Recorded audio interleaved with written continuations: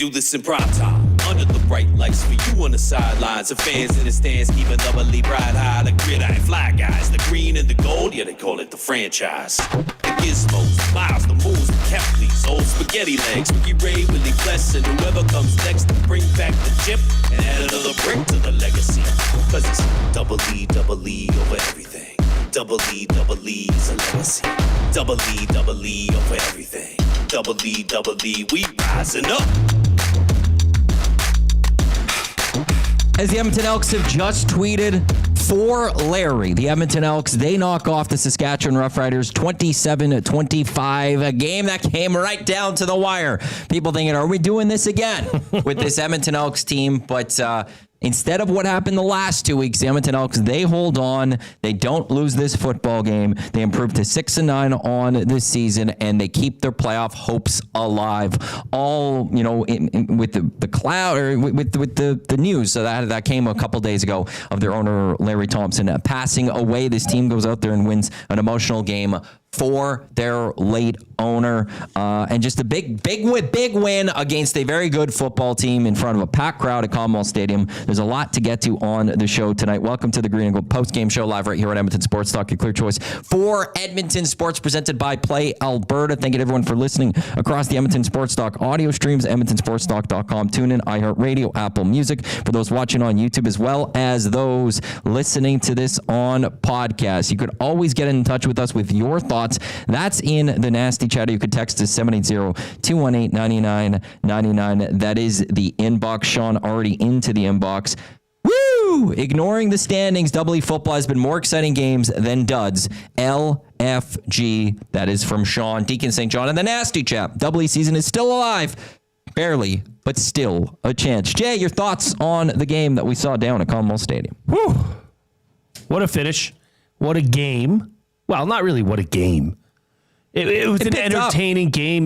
The second half, I mean, you're looking at a halftime score of what, 11-9? 11-3 at halftime. It was 11-9 going into the fourth quarter. We saw both teams score 16 fourth quarter points, which is 22 points. I mean, let me just say this. There's been a lot discussed about the CFL this week. Probably the most certainly that EST has talked to from a Monday to Friday perspective with the rule changes that came in. This game is so unique. The finishes that are presented, the way that, the ebbs and flow of a game in the CFL, you're never out of it. Saskatchewan certainly wasn't out of it. It was 24-12 at one point with 2:13 left. It was 24-19. 27-19 with 41 seconds left, and it finishes 27-25. And Glenn Suter summed it up great at the end of the game. This 3-minute piece at the end of the game is so beloved and so needed to make the CFL what it is, and tonight was the exact reason, and it showed why. Look, if you want to look at the stats of this game, the Elks have no business winning 27-25. If you want to look at the total yards, if you want to look at time of possession, the net offense for Saskatchewan was 476 yards to Edmonton's 366. Time of possession was over 9 minutes difference. Saskatchewan had 34-31 of time of possession, Edmonton 25-29. Looking at these numbers would suggest that this was a pretty simple win for Saskatchewan. But Edmonton's defense, and I think for me, this is why this team won tonight, was their defense bent quite a bit, but they ultimately did not break when they were needed to stand up. At the end of the game, that 2-point conversion play, that's probably, it was miscommunication in some way, shape, or form. But that's a tough play to go one-on-one on the outside. You said it. You thought maybe they'd go inside and hand it off to Ouellette, who's had himself a great day. Well, I've seen a number of 2-point conversions from the Riders this year, including that one we saw earlier in the game, and it goes to AJ Ouellette. And I've seen a few of those get stopped or made. And so I feel like the Riders went into this one thinking the Elks are guessing that we're going to Ouellette. And they did to a degree. They sent the blitz. But even, so I think if they handed off the ball to Ouellette, they would have got stuffed. They had a very poor call there. Yeah, if this show is happening in Saskatchewan, you're spitting mad at that play call. If this show is happening in Saskatchewan, I'm pissed at the official tonight. Pissed at the officials. Took 7 points off the board. With that interception. With the fumble. Or the fumble that turned into 7 points. Yeah. Because it ended up being a field goal. Took away 4 points from me. Yep. If I'm a Ryder fan, I'm annoyed by that. But the one argument that I would have if you're an Elks fan is, was that forward progress lost, and that ball shouldn't have even been a fumble. It's a very close call there. To your points on the final 3 minutes, that's why I think a lot of people are concerned about the 35-second play clock in terms of it's the play clock, it's not the game clock. And how is the game clock going to go?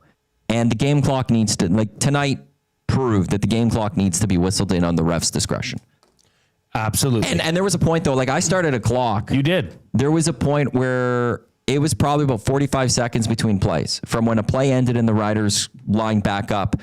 If they do this with a 35-second play clock that automatically starts, but it's whistled in when the ref says so, the game clock, you will see teams have to rush back to the line quicker. Right now, they could just be lackadaisical, get into the line.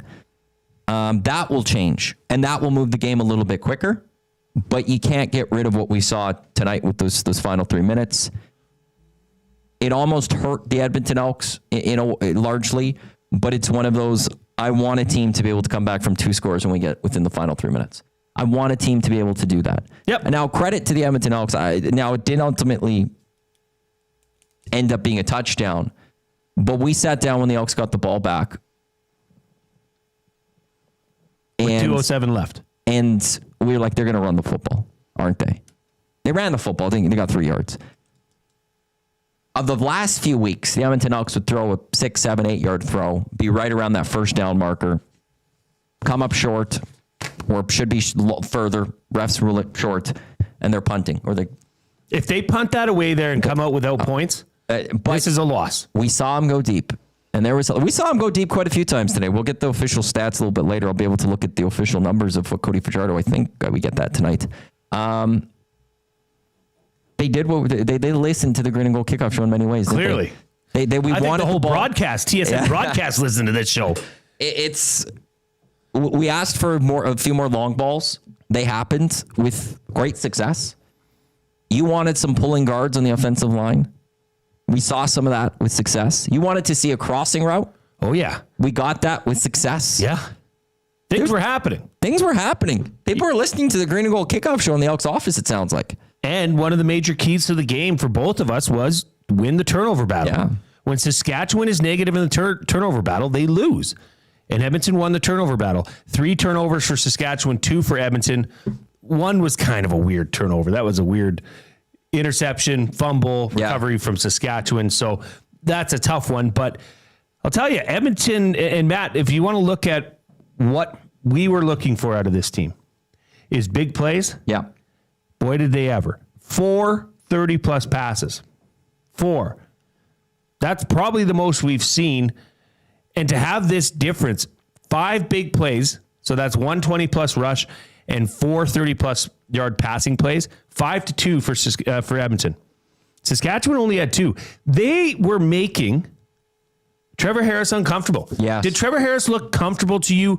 I mean, at times, yes. But as a whole, he didn't look as comfortable and settled in the pocket.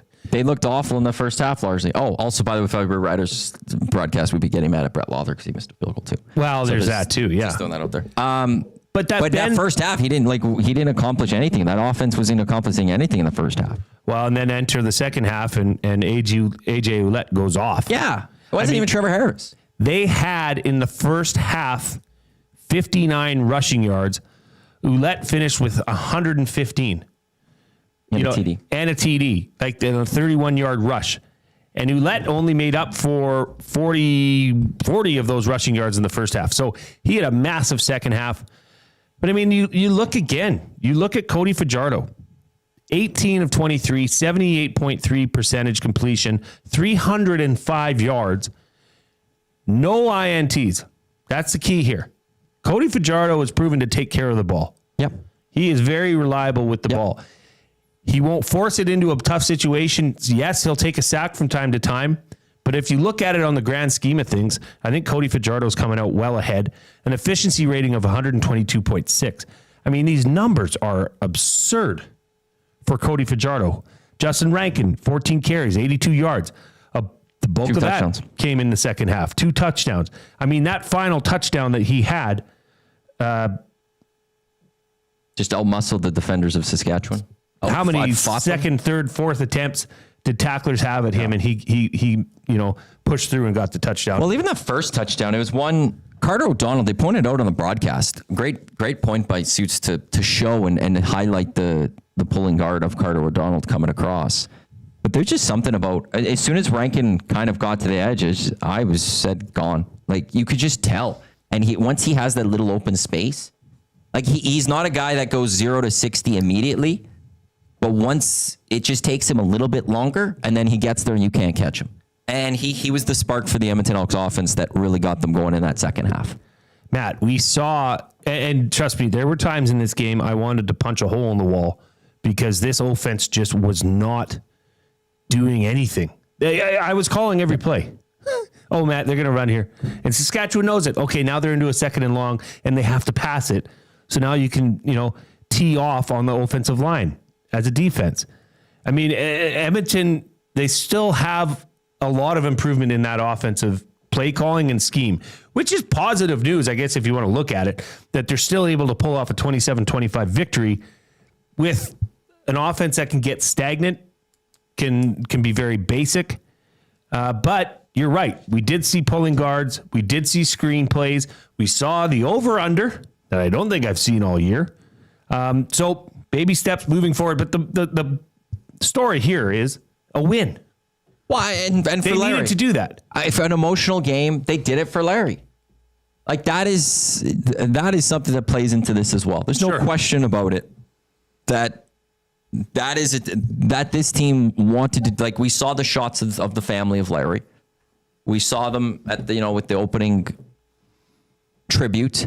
Throughout then the game, they kept showing Larry Sweet with his family there, and you could see at the end of the game just how happy they were. This was Larry's baby. Like this is the team he loves, and to get this win for his family, it's massive. And then we said like almost the playoffs, the everything. It didn't matter. It was about Larry today for that sense, and they got that done. And now you look at a playoff perspective, it's a long hill to still climb. But it's not impossible. It's not impossible, partly because of the schedule that is to come. The Edmonton Elks, if you go back to Cody taking over, again, there's been one blowout game in the end, ultimately with the score. Second half, the Elks weren't in it on Labor Day, but that's it. They've been competitive in every single game. They could have won 3 other football games we could point to, both Hamiltons and Torontos. They were right there. So I don't think there's a game right now I'm looking at going, they're not going to be competitive in the remaining schedule. Calgary's reeling a bit right now. Losers of 3 straight? Yeah.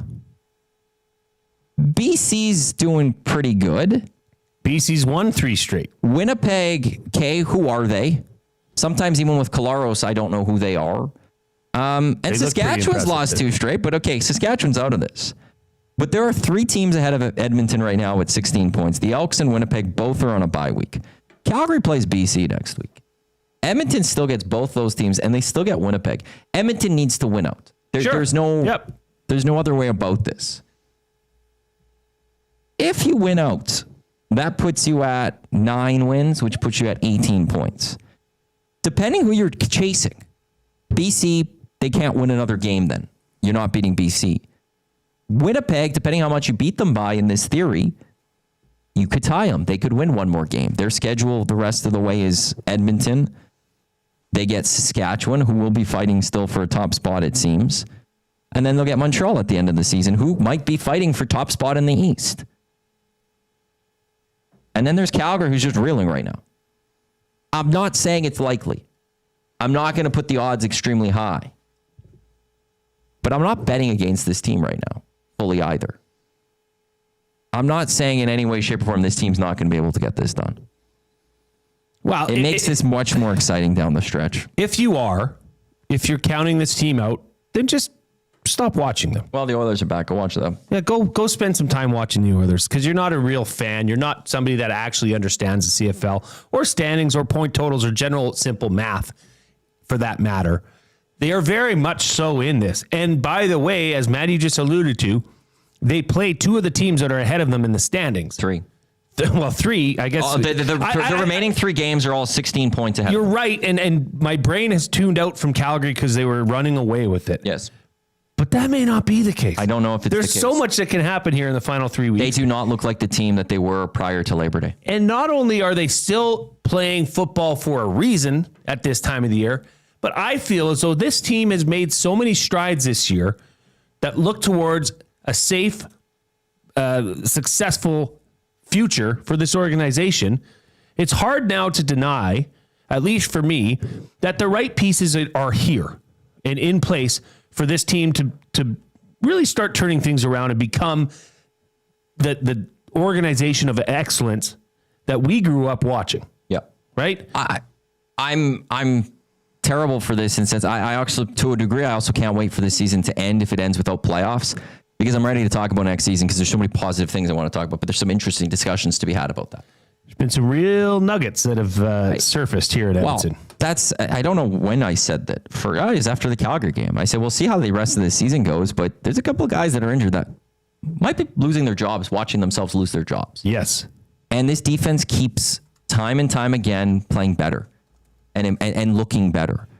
And I'm like, I think one of the biggest things that has changed from the first part of the season to this season to the second half of the season, you know, the one is a QB change, but I think the big thing for me though is the defensive improvement. We weren't seeing this defense to start the year. Through the first 6 games, this was a defense that was giving up 34 points a game, but they couldn't get stops. They couldn't get the timely stops. They couldn't get pressure. They weren't getting any turnovers. Now we're seeing a team that's getting turnovers. We're seeing the pressures. We're seeing sacks. And part of that is we're seeing quite a few guys out of the lineup. And we're seeing that the depth that Ed Hervey and his scouting staff have gotten and built, and Chris Jones, because he still brought in some of these guys too.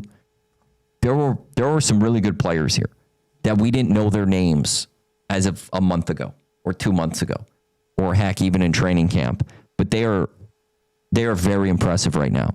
And there's a lot of interesting conversations and decisions that will have to be made once the season ultimately comes to an end, because this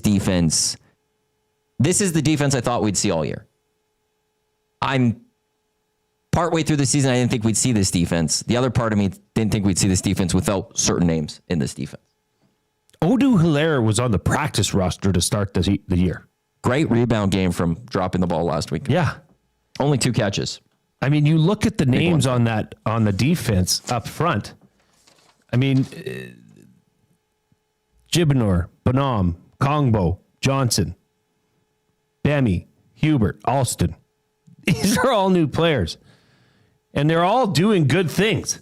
They're contributing on this defense. And that's, I think, a major, major positive for this team moving forward. And look at the mentality they have. You can give it up. You can give up a play. You can, you're not going to make every play. You're going to give up some plays. You're going to give up some passes. But ultimately, when everything's put on the line, they band together and make big plays. Like Trevor Harris earlier in the second half was pressured. He missed wide open Keyshawn Johnson because Tyreek Johnson pressured him. That's what I was talking about earlier on the kickoff show about making him uncomfortable. Don't allow him to sit back there and make those simple pitch and catch throws. And there was 2 or 3 times where that was bang on that they did as a defense, and it stopped Trevor Harris from making throws that are usually pretty easy to make. And one thing just for moving forward with this team, we're talking about it for tonight, but the idea of doing it for Larry for the rest of the season is there. We've seen it in sports. We've seen that thing that the players and teams want to rally around come up and teams go do some great things. And, for those that missed the kickoff show, I just pointed out one tweet from Noah Curtis who talked about how when his dad needed a heart transplant, I said, Larry and Deb Thompson gave him $20K to cover medical bills and stuff. You know, this group would have cared about Larry. This group would have, and even though he wasn't the owner for long, something like that is enough to know that our owner cares about us. Our owner, we matter to him beyond winning football games. And that's where I think for the rest of this season as well, it's just one of those, that in itself is something to play into. Jay, his play of the day, by the way, that hit plus 195. Jay and Matt's big play of the game, that one hit, that was plus 161. Bang, bang. So for anyone that was following us at Play Alberta for this weekend, for this game. Successful little evening. Got a nice little start to that evening. Oh, yeah. Wait till my other play of the day hits tomorrow with Team Europe taking the Ryder Cup. Oh, that's in the bag. Well, you said it. It would be the most historic comeback. Yeah, we're either watching Europe win tomorrow, which is awesome, or we'll see the greatest comeback, greatest collapse in Ryder Cup history. Both are exciting. Yeah. I just don't want America to win. Right. I saw a couple things. Like I saw it live happen with what happened with Bryson, his caddy, and Justin Rose, but I saw some things during the game that made me really more upset with Bryson DeChambeau. So this isn't a Ryder Cup post-game show. Although maybe next time there's a Ryder Cup, we should do a post-game show Friday, Saturday, and Sunday. Every day. All 3 days. Yeah, it's out sure. it's out in I think it's Ireland in 2 years. Oh, really? So time zone will work out nicely for the Saturday. Yeah, maybe there'll be an Elks game at 5. It's so 4. Woo! And we could do like a noon Ryder Cup post-game and then get to an Elks game show. Just quickly going through some of the stats. Cody Fajardo was 12, 8, 23 for 305 yards, ranking 14 carries for 82 yards and 2 touchdowns. 2 catches for 15 yards. Hilaire, 2 catches for 86 yards. 2 big catches, though. His longest was 44. So by my math, that leaves a 42-yard catch. No. My math's wrong.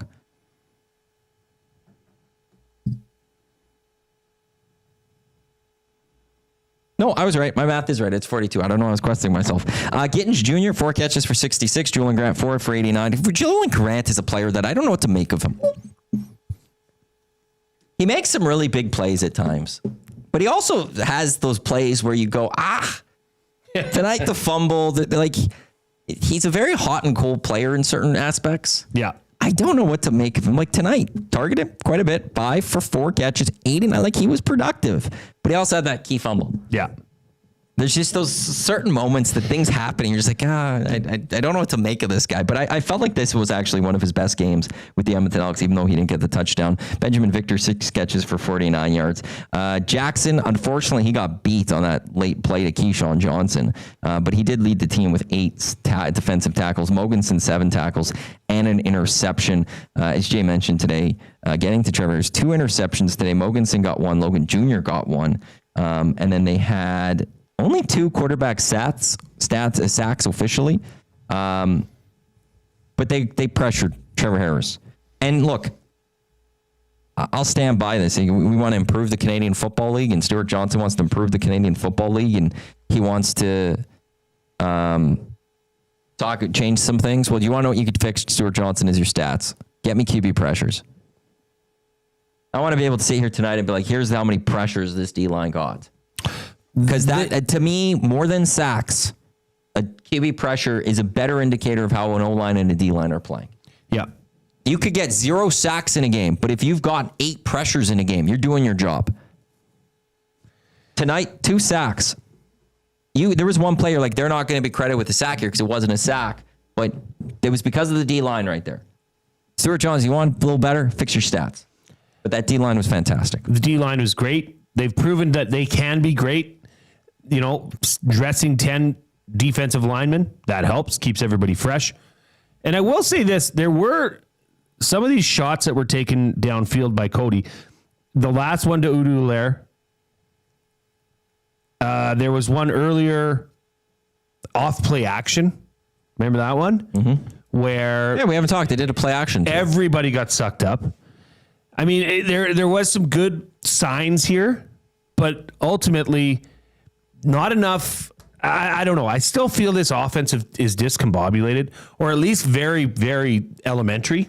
Or is this the coming out party for this offense? Well, Matt, but that's a good point, because given what they're capable of, and given what they can do when you see, holy smokes, That was a brilliant play design. They're capable of it, but it's just the play calling can be very mundane and very stale. And I mean, geez, my 9-year-old daughter could tell you what's coming up next, depending on the down and distance. That's embarrassing. This one comes in from Denny Huber.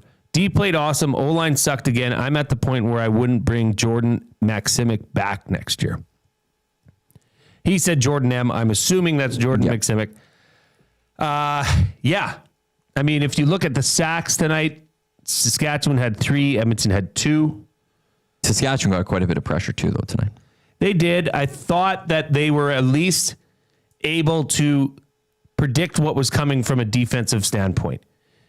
Those shots that they took on play action, those were designed to beat a man coverage scheme. That one late in the game to Odu Hilaire, they knew they would be having man, and you knew that Saskatchewan was loading up the box and bringing pressure. Cody stood in there. He actually kind of drifted and backpedaled before he put his plant in so that Hilaire could make his break and get open. I thought Cody read that exceptionally well. Probably one of the better games from Cody, I know there's been questions about his mobility, if he can move. I was wondering if he was a little bit today. Yeah, I was wondering if he was a little nicked earlier in the season, but he moved around the pocket. He delivered the ball under less than ideal conditions and situations where he had to put it in man coverage, stick it on a guy, and he did. Justin Rankin had 17 yards in the first half. Second half, he had 77 yards and 2 tutties. That's pretty good. Yeah, it's no surprise that part of this team, though, is that when the offense kicked off and they were getting some of their bigger plays offensively from the passing game, Rankin was running the ball. And we've talked about that. If you get Rankin going, you should be able to get the ball down the field and stretch the field. Yes. That should also open up Rankin at the same time. But look what happened in the second half. They took those shots, Matty, and it opened up the run game. Yeah, and that's where it's like maybe they'll try to do those a little bit earlier now if Rankin's not going, if they're not getting things going with Rankin. Was it Danny? Danny? Yeah. Denny Huber. The one thing so Jordan Maksimic back next year. Here's the thing I'll say quickly, and again, I don't want to get too much into 26 because we still have 25. The season's not over. In terms of mathematically. I understand where you're saying. I'm frustrated at many times with Jordan Maksimic's offense. I think if there was a coordinator, I'd be looking at this offseason like, move, it would be him. But here's where my butt comes in here. Because I think there's a validity to this. I believe that there's a validity to this. Chris Morris was on with you guys this week. And he was emphatic about no changes. He emphatic about continuity. He was that way from day one when he took over the press conference, when he took over this organization. That's not just players. Nope.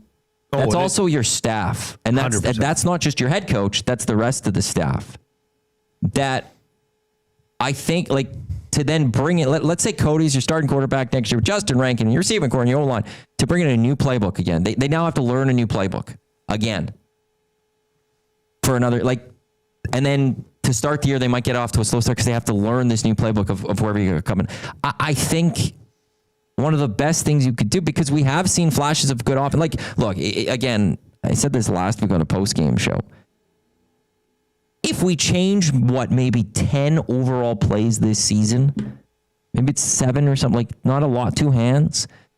The Edmonton Elks are sitting at 9 wins. They're 9-6. It's a couple of small margins in a few games they did. I'm not saying just the catch against Hamilton. I'm saying you change just a couple of key plays. This team might have 9 wins, and we're not talking about Jordan Maksimic as the OC and maybe the shortcomings that you get with him at times. So I think part of this, you have to let everyone grow. If there's one thing I would say is want to know who, I would want another person on staff that I know if things aren't going well next year, you could always make that change halfway through the season, maybe. But I think you have to let Cody and Maksimic and the whole offense grow into this next year too. I don't think at this moment, I don't think there should be any changes in the major staffing positions of the Edmonton Elks going into next year. I can tell you one thing. I can guarantee you one thing. There won't be. Book it. This whole staff will be back. And as much as we can sit here and question the play calling of offensive coordinator Jordan McSimic, you got to understand that he's without some of his weapons on offense as well, right? He's missing a few receivers. And I don't know if this offense really came out of the gates knowing what they were, knowing what they had in Justin Rankin, knowing how to use him, right? But progressively, he was good, and then let's not forget, not this. Trey Ford started 5 games for this team. Different quarterback. You're planning for a different way. Totally different offenses. Yep. It may not look like it, but it is. Trey Ford does not, that was what Cody and Trey do are completely different. And there's no way you could argue that. So there's that. So if you go into next year with Jordan McSimic as your offensive play caller, Cody Fajardo is your starting quarterback, you know what you have in Justin Rankin. Maybe you upgrade a couple other positions on offense. You absolutely have to. You have to probably make some changes on the O-line. You have to make some changes with the receiving core. I'd say one change in O-line, at least one change on off a receiver for sure. Probably, because, the O-line's not good enough. It's simply not. Yeah, but where's the change? It's not Carter. No. You just brought him in. Yeah. I don't know. Actually, in one way, I will say this. In one way, that is your change for next year. It could be. Yeah, you could run it back with go for a full year of Carter O'Donnell. Yeah, but you very well could. Maybe you switch some guys around. Maybe you move Boyko inside and you move O'Donnell to the outside. Coach Mike in the inbox. If you want to have your voice heard, hit us up 780-218-9999.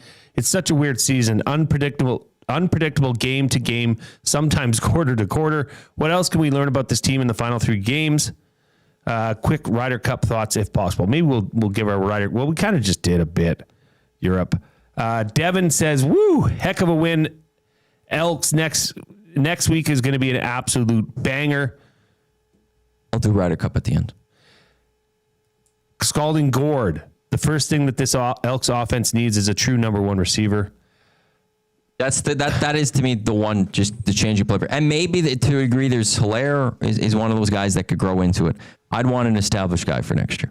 You have the money to go do it next year, in my mind, with the way I think you could go about this, bring in a number 1 receiver. Well, let's look at that, Matt. Is there, and look, I'm sorry to say, but this is a business. This is a salary cap. You only have as limited funds to spend on players.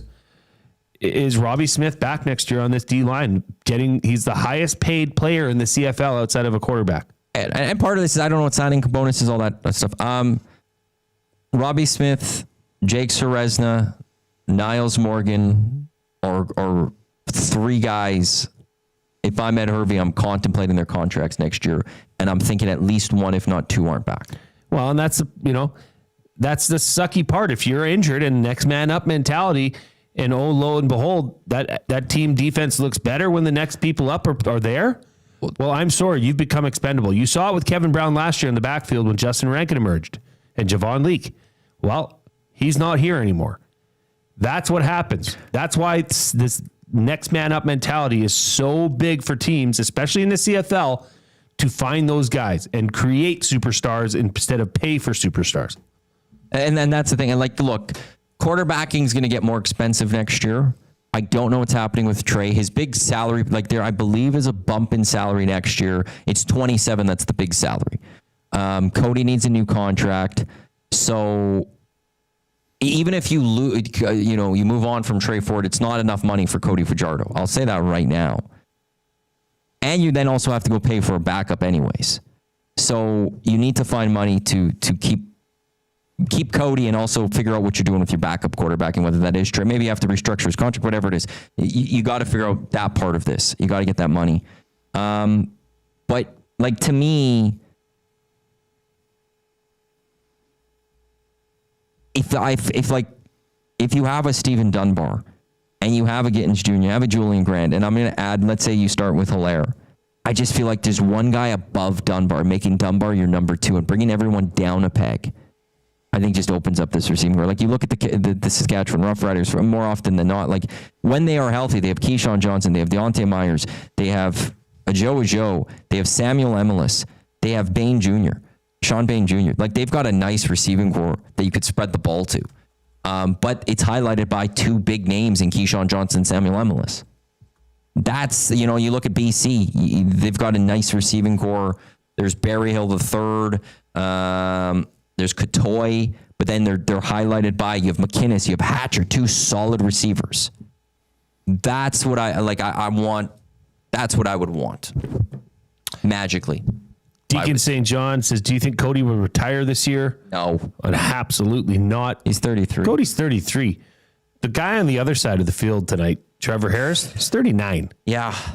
The quarterbacks can play longer. Quarterbacks can play, like Cody might be coming into some of the best years of his career. We don't know the answer to that, but he's certainly not over the hill by any stretch. Yeah, Bo's 35, and there's those conversations about Bo. I think Cody Fajardo's got at least 3 years left in him. At least. Oh, for sure. Like, that's the number. So I don't think you're looking at that. And I have heard a few interviews around the country with people. They're talking. I don't understand this narrative about, Cody's got to sign it. I don't know why Cody wouldn't sign it. What do you mean? Well, they're like saying, well, he's under contract next year. And I'm like, and the way they're like making hands, like he wouldn't sign here. I'm like, well, why wouldn't he sign here? Like, I don't think there's a risk of that. I think that deal's getting done. No, I think Cody's here for as long as he wants to be. There's nowhere else to go in one way, but also like I just don't see why he wouldn't stay here. Why would he just pack up and leave? Duck Dad says, I don't know. I love these receivers and how Fajardo uses them. Gittins, Kion, Julian Grant, Hilaire. If they were all threats for 50 yards a game and you toss in Dunbar, just roll with this crew. Don't have that playmaker who... Not yet, but I do know what he's saying there. And we talked about this in the kickoff show. Is that the Elks are third in the league in passing percentage of 10 or fewer yards. Well, that worked. That gameplay worked tonight. And they find those little windows that they can hit these guys, short passes, very high completion percentage passes. But then tonight, you saw the ability for them to go, 5 big plays, 4 of them being passes. Who's to say Odu Hilaire is not that guy? I'm not saying he's not. Right? But that's this next man up. Like I said, he wasn't even on the active roster to start most this season. Yeah, but I don't think either of those guys have right now stood out to me that they're number ones or number twos in the Canadian football. No, I'm not suggesting they are right now, but I'm just saying the ceiling for them is pretty damn big. Sure, but if I'm going into next year, I want to make sure I have someone that I could commit to because, tonight we're seeing it succeed, but we've seen other games where, Justin Rankin's not going and they don't get enough production. And there hasn't been a 100-yard receiver yet, except once, I think, this season for the Edmonton Elks. And you need a player that is capable of getting 100 yards on his own. I don't know that Odu Hilaire has disappointed me yet, like greatly. Well, he did cost them a game last week. Are you going to? Okay, that's one play. I'm just saying in general, given 100%. Given his role with this team. But I don't believe that this team still has a number one wide receiver. I believe they have players look, if you want to get rid of Niles Morgan, I believe they have a middle linebacker, a starting middle linebacker of the Canadian Football League who's really good in Mogensen. If you want to talk about D-line changes, I think they have a solid defensive line that could start right now. If I look at a depth chart right now for the Edmonton Elks, I am not comfortable with Hilaire or Benjamin Victor, either of those guys being number one or number two receivers in the Canadian Football League. The Edmonton Elks at this point, with what they have, would have one of the lower ranked receiving cores in the Canadian Football League still. Maybe there's a higher ceiling to that, but it's one of those, the one thing I haven't seen from these guys necessarily yet is that playmaker. That if you put the ball in their vicinity, it doesn't matter if they're covered or if they're two defenders there, they're catching that ball. They're making the play there. Like a Terry Vaughn. I missed it. That's that's royalty. But there are just, and that's where it's. I understand that right now it's working with this team, but also there are going to be defenses that are going to be able to contain these guys. And I want a receiver that is just like, it's not easy to get the Kenny Lawlers and Gino in his prime type receivers just like that, but I want a receiver that's pretty close to that. Yeah. Like Keon Hatcher is just an easy big yards right now for the BC Lions. What is his the last few games for Keon Hatcher? 87 this week, 147, 97 a touchdown, 64, 131, 156, 31, 117. His worst game over the last 1, 2, 3, 4, 5, 6, 7 games is 31 yards. But he's generally closer to that 100-yard mark. And they're still spreading the ball. That's the other part. They're still spreading the ball out where other guys are still getting those 20, 30, 40, 50 yards themselves. But they have that one guy who's blowing up for 100 plus yards.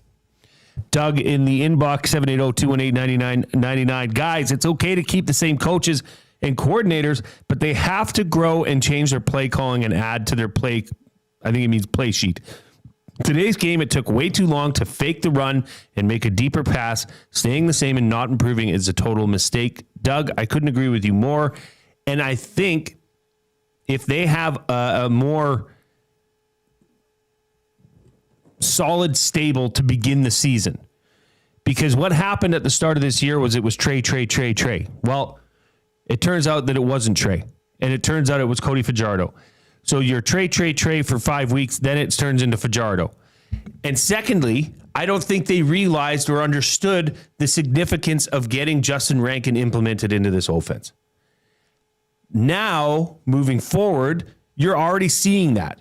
And I agree with you on the play action. I think this team needs to take much more advantage of play action, given you have Justin Rankin in the backfield. We saw it once tonight on a big play. Why not incorporate that a lot more? I don't know why, but you're starting to see it. I saw my first over-under passing pattern of the season. The first time I've seen that. I saw Carter O'Donnell pull on a play that sprung Justin Rankin for a 37-yard touchdown. So these are all things that are moving in the right direction. And I think if they start the season with the unit, the group, maybe sprinkle in a number one, like a true bona fide number one receiver, then I think this offense can hit the ground running. And by this time next year, be in a totally different situation. Yeah, and look, I think it's expected that the coaching staff will improve themselves for next year. You know, coaches expect players to go and get better through the offseason, and GMs expect their players to get better, and coaching staff's going to be the same. Mark Killam, if we have him on at the end of the season, I'm sure he's going to talk about things that he needs to grow and improve on from being a rookie head coach into year two. Sure. Jordan McSimic with this group, he's going to know he's going to spend the offseason. How do I get better? How do I get better with this offense that is in front of me? So yeah, they'll come back, but they will. Like I think we all know that they'll try to grow. I don't think Jordan McSimic ends this season and then also just sits there like, okay, we're just going to do this next year. I'll see you guys in May. I'm good. I'm going to go to the cabin and hang out for a little bit, and I'll see you in a little bit. They're gonna they go and they try to figure out ways how to improve. How do we get better? How do we make this better? So I do expect that, and that's that. But that's also one where like if there's one spot, I wouldn't mind identifying someone that if things don't go well through half the season or something, you could maybe go do something. To Duck Dad, I get what Matt is saying, but our game breakers ranking, these receivers can open up the space for him. It's only going to get better as time marches forward with this group. The problem with that is that to my point of, BC, Saskatchewan, I'll even throw Winnipeg of past years with their top receivers. They also have top running backs. James Butler in BC is having a great season. AJ Ouellette in Saskatchewan's having a great season. Brady's been in Winnipeg for a long time. They have those game breakers in the running back too, but they also have it in the receiving core. Calgary at the start of this season, the receiving core was playing great well. Damien Alford was huge. Dominic Rhymes was playing well, but they also still had Dedrick Mills. The running back can't be your only game breaker. To me, an offense needs two game breakers in terms of those big plays. Like, Montreal, maybe you could argue they don't have that with their running back, but Davis Alexander could move with his legs. That might be why he's more of that game breaker with their huge receiving core. You just need, to me, a bigger receiving core. Scalding Gord, a true number one, allows the team to be slotted better and takes the number one defender away from Dunbar or whatever. It's a must. And it's my comparison to hockey would be like when Justin Schultz came here. He had to be the number one defenseman. Yeah, the defense could have been fine overall, but the matchups do change, and you want just everyone pared down a little bit because it makes things a little bit easier for them. That's one of those reasons for me with that one. I mean, if you look back at the keys to the game, with the D-line getting pressure. Check. Big shots, deep shots. Check. Finished in the red zone. Edmonton was 100%. Was 2 it? for 2. I mean, and coach to win, not to lose was my big one. We saw that throw down the field. We saw that late in the game on the massive second down conversion to Lair down the field. They knew. Saskatchewan knew. Everybody knew that Saskatchewan was going to bring the house. And That's one thing right there where you can credit Jordan McSimic on progressing. Mm-hmm. That was a change from as little as 1 week ago. The last 2 weeks. To where they stayed aggressive. Reed texts me late in the game. He says, I don't like this. I said, hey, as long as they be aggressive, like continue their aggressive play or start to play more aggressively and don't just play like you're sitting back waiting. Don't play in a precautionary defense. Don't, attack them. They're going to give you every chance because they're going to be bringing the house. So if you want to have checkmark points for Jordan McSimic tonight, that right there, which essentially won them the game, ultimately, that was the right call. And that was something we did not see in the past 2 weeks.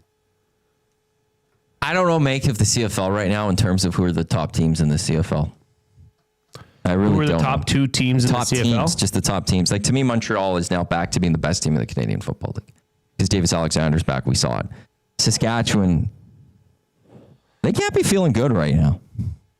Oh, they dropped their last two. They dropped their last two. Thankfully for them, Calgary's lost a few. Winnipeg looks great today. Like it's like if you had to rank power rankings of who's your Grey Cup favorites. Oh, Grey Cup favorites? Why'd you have to do that? Why would you think I was going to go? I don't know, just right now. Well, to me, that's that kind of like Montreal is my favorite right now. I think wow. Okay, let's start at the bottom and work our way up. Well, Ottawa, then Toronto. So Ottawa, Toronto. It's crazy what I'm going to say next. Well, okay. It's what I'm debating. I know where I have to go with this one, but who do you think I'm debating? Winnipeg or Edmonton? No. Hamilton. Or? Edmonton. Just because Edmonton is... I'm just not sold on Hamilton. Okay, so you think... I think Montreal, because if I'm doing Grey Cup, what are you doing? Right now or Grey Cup? Just right now. What I feel about these teams right now. Montreal, Saskatchewan. I'm doing Grey Cup. I'm going to put BC third. I'm going to put Calgary 4. I'm going to put Hamilton 5. Winnipeg, Edmonton 7. I mean, I know that's a big win for Edmonton tonight against Saskatchewan, but they got to prove that they can do it and jump and leapfrog Winnipeg next week. Well, they do that. Imagine that game. Edmonton goes beats Winnipeg. 2 points back. If they could win by 14 points, they would be 2 points back with the tiebreaker, holding the tiebreaker. Wouldn't that be something? And then after that, Winnipeg gets Saskatchewan, Edmonton gets BC. That's why I'm not so sure that this is completely out. If I had, I did Grey Cup favorites right now, how I feel about Grey Cup winners.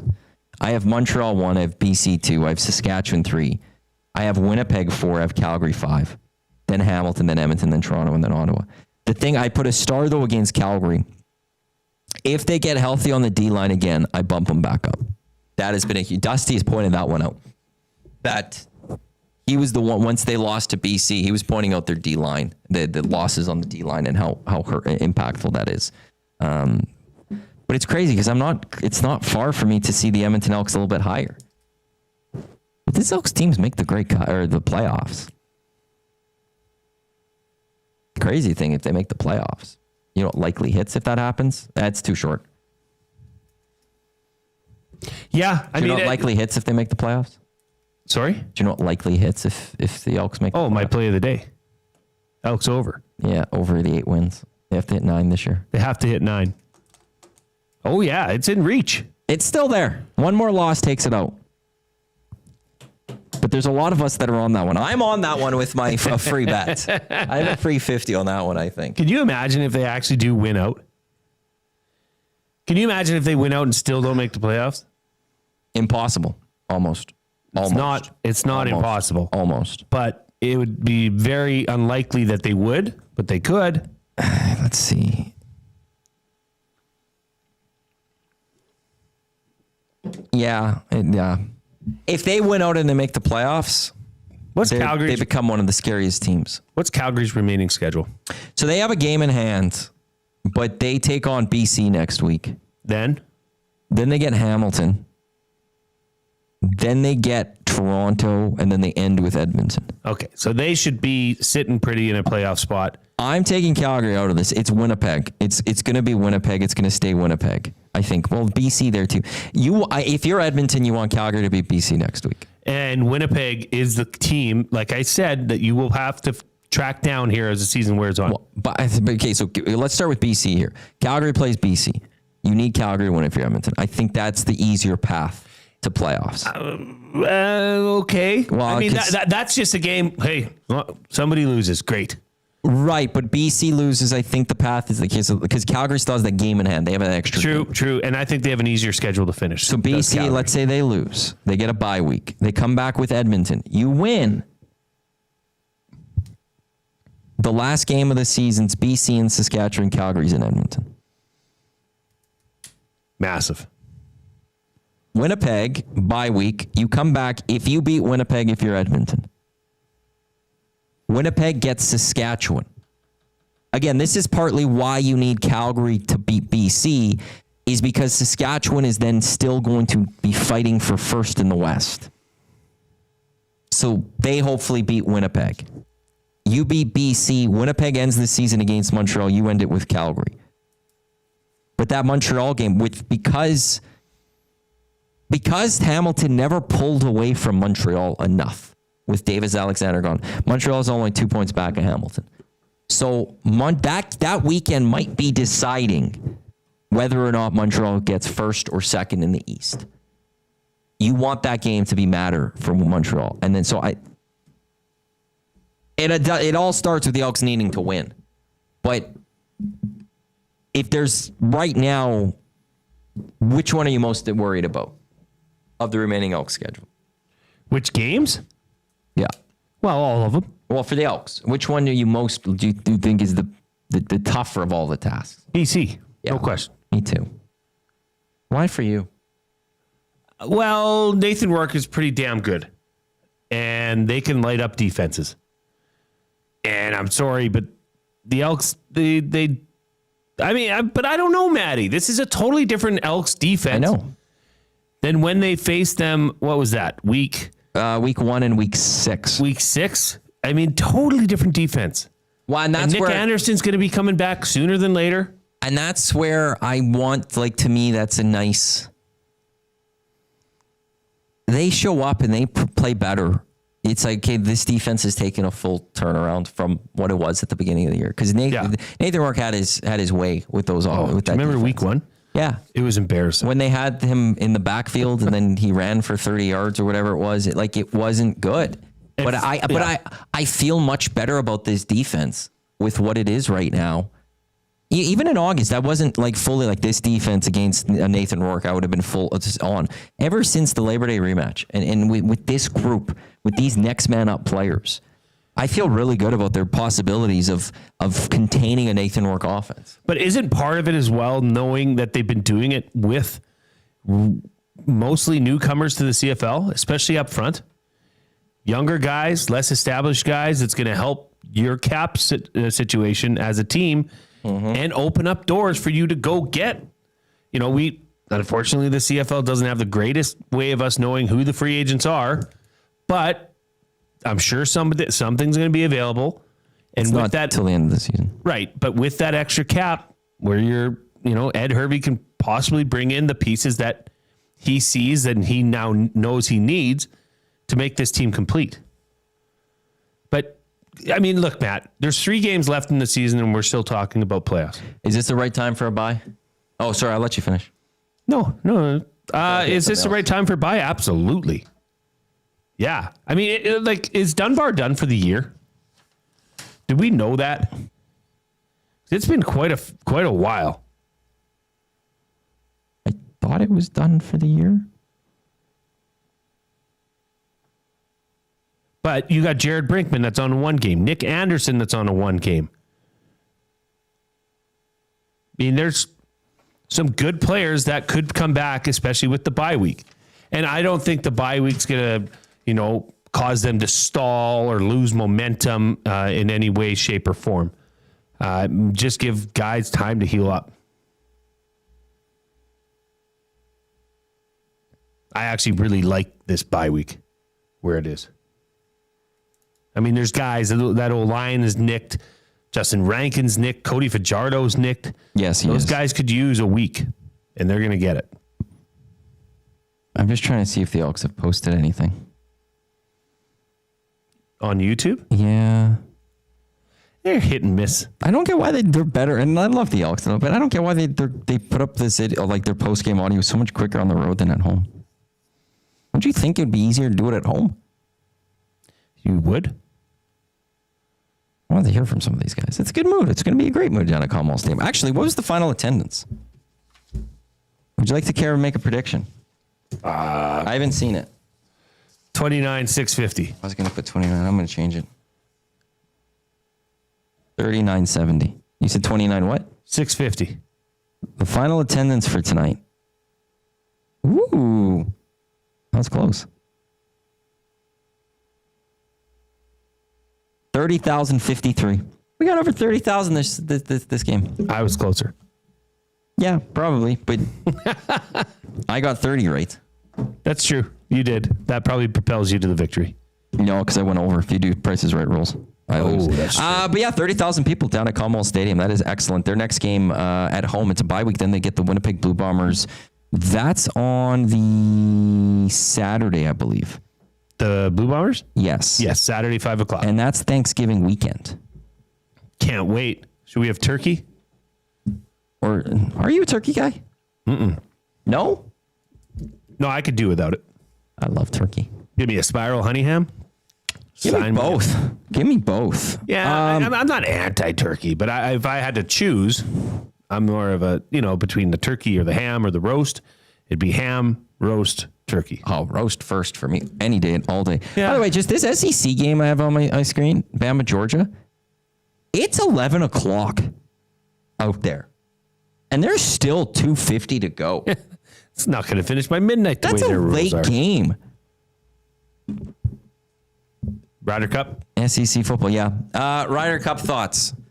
The Americans just always struggle coming together as a team. They always struggle finding that camaraderie as much compared to the Euros. The Euros just know how to play together, to rally around each other. You saw Shane Lowry. Now, look, it's his fellow countryman directly with Northern Ireland or Irishmen and stuff. So, but the passion that he has, you just can't fake it. And I feel like sometimes the American players, they try to fake it and they just pump, arms up. But just like when you saw Shane Lowry, but it was Ian Poulter-esque with his arms and all of that. But there's just a passion. And then Luke Donald is a great captain. I saw actually one of my guests from this week, Shane Ryan. He's like, he hopes it doesn't happen from entertainment perspectives, and also it just doesn't happen because of how this is. But Luke Donald's back-to-back captain for Euros. He said they should just hire him full-time to be their captain moving forward because he knows which pairings to put. He knows who to put out there. Calming presence, and America's just getting everything wrong. But they also can't putt. They've missed so many putts where the Euros are making some huge putts. And I don't know, there's just some experience that the Euros have. Like a Justin Rose is just a calming presence for that European side. But John Rahm's playing lights out. and I haven't even noticed much of John Rahm. I'm not even seeing him on the broadcast. Rory but the thing is, Rory had a rough day today a little bit, and Lowry carried him. Yeah. Rose started off great, and then that's the one thing they play off each other very well. When one guy's struggling a little bit, the other guy steps up, and vice versa. Where the Americans, they're all individuals, and they just can't come together as a team, which is America just in general. So and look, they're pissed off of the Euros. The last time this was in America was Whistling Straits, and they had the biggest loss in Ryder Cup history. And they came back with vengeance. So okay, when we go back to America, we need to show them we're better than that, and they're doing that. Your Ryder Cup thoughts? I just love it. I love the Ryder Cup. I like seeing, Americans or Euros. Like I do like seeing a beatdown. Do you? Yeah, especially on someone else's turf. Oh, going there and doing like the Euros up doing the crowd it in the U.S. Is awesome. It's pretty cool to seeing Rory spout off, tell fans to shut the you-know-what up. I like that stuff. That's what it's about. I want the Europeans to win, so I'm happy to feel very comfortable going into tomorrow. But there is something about the drama. There is something, and it's like tomorrow, if you're a Blue Jays fan, or if you're like me and you're a Yankee fan, two games are going on at the exact same time, and the drama of 162. Jays win, they win the AL East. Yankees win, they need the Jays to lose to win the AL East. If both teams lose, Jays are the winners of the AL East, but it comes down to that. And I don't know, there is something to me, as much as I want the Europeans to just win, there's also something about watching that scoreboard flip and move throughout the day if we're going into it very tight. I don't know. So there would have been 16 matches played if it was like 9-7 going into tomorrow or something. Yeah, totally different. It'd be amazing. But I'm also just very happy that the Americans are losing. Makes me happy. So those are Ryder Cup thoughts. Whoever was asking for them earlier. Any final thoughts for this game? I mean, huge win. They did what they needed to do. Throw the points away. Doesn't matter if it was a 2-point victory. Doesn't matter that it came down to the last play. That was my bad. A W is a W. They got 2 points that they absolutely needed. Now, bye week, rest, recovery, come back ready to focus and beat Winnipeg. That's all you can focus on. That's it. Right, so Edmonton Elks, they go on a bye week. They beat the Saskatchewan Roughriders 27-25 down at Commonwealth Stadium. They improved to 6-9 on the season. They're 12 points, 4 points behind BC, Winnipeg, and Calgary, who are all at 16 points. But the Elks tiebreakers will play into that as well. It is bye week. Then they come back on the Saturday down at Commonwealth Stadium as they'll host the Winnipeg Blue Bombers, who are also going to be coming off a bye week as the Elks or the Bombers themselves go into a bye week. If you want tickets for that game early, GoElks.com. Reminder, tomorrow morning or tomorrow afternoon on the station at noon, Jay and I will be live at the JP Bowl as we'll get you set for Huskies and Colts as the Huskies are looking for a playoff spot. Win would do huge wonders for them to get into the playoffs. We'll have a little pregame show for you at noon right here on Edmonton Sports Talk. Use promo code EST to get 50% off your tickets. The website for that is EdmontonHuskies.com. So come on down, say hi, or more than welcome to throw on Edmonton Sports Talk on our audio streams or on YouTube to check us out as we'll be live there. As I said, the Edmonton Elks, they win. Next up will be the Bombers following a bye week. We're going to talk to you tomorrow, but thank you to everyone else for tuning in to the Green and Gold Kickoff post-game shows live right here at Edmonton Sports Talk, your clear choice for Edmonton sports. We really appreciate you taking some time for us. We appreciate everyone in the Nasty Chat as well as the Paris Jewelers inbox. So on behalf of Jay, I'm Matt. Have a wonderful Saturday night. We'll talk to you tomorrow when we leave. Our mics are going to be off, but we got to end like this. Have a great one.